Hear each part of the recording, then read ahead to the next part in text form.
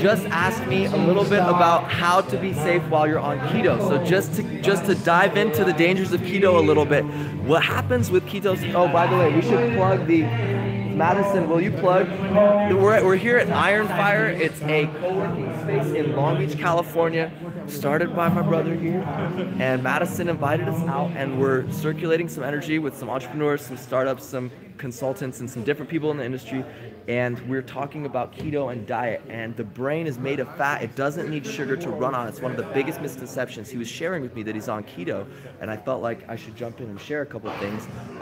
What got him intrigued and what made him start taking notes on the conversation was that we started talking, and I shared that it's one of the best things that you can do on keto is not eat too much animal protein, because what that's going to do is it's going to bog up your kidneys. It's going to bog up your cardiovascular system with some cholesterol and some different, there's other dangers, and it can actually cause other problems as well in other parts of your body. So what are the ways that you can be safe on keto is, instead of eating animal protein, make sure you're getting enough B12 through nutritional yeast, through goji berries. There's other sources, and you can take supplements if you feel like you want to. Do your own research on that. But when it comes down to it, you're going to want to be incorporating like almond butter, olive oil, and apple cider vinegar mixed into this thick, viscous potion onto the vegetables that you eat. You're going to want to eat fats that your body can process. So there might be another nut butter that will work better for you than almond butter, and you need to feel into it and feel what your body's asking for. And the reason that we do this is because you want to add a little bit of fats and proteins to your diet when you go on keto, because the brain does run better on ketosis. The brain will switch to run on fat, and the brain is made out of fat. So when you switch to the keto diet, it is going to optimize your physiology. But what it comes down to is, if you start eating large amounts of that animal protein, it is going to slow you down, and it is going to cause problems.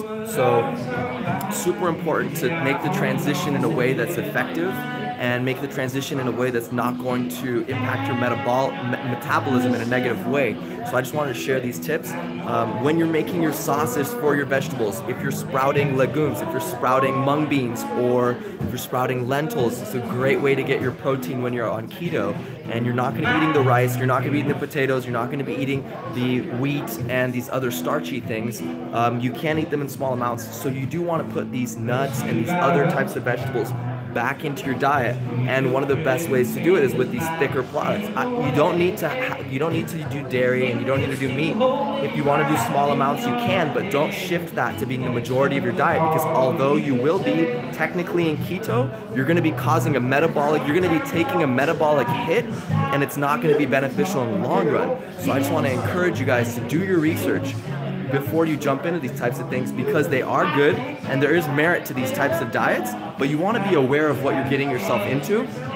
And so that's the tips. And a couple of the other things that you do want to get if you're on the keto diet are you're going to want to start shredding carrots into more things, shredding beets into more things, shredding zucchini. You don't need to cook them that much, and you can make the almond butter, olive oil, vinegar.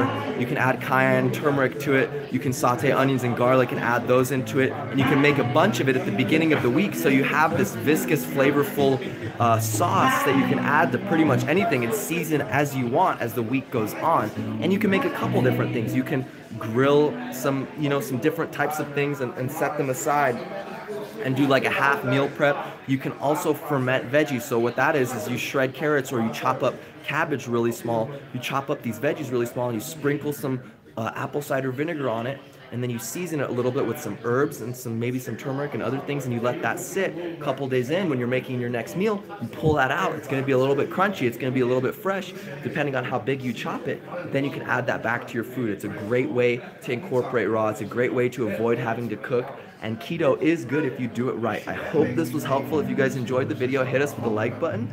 If you have any questions, definitely drop us a comment. If you have any questions about specific foods or specific ways you can incorporate certain flavor profiles into your diet, definitely don't hesitate to drop us a question. We will answer anything that we get. And furthermore, if you guys want to see more videos like this, definitely hit us with the subscribe button. We appreciate all of you so much, and I send you much love, and have a wonderful day.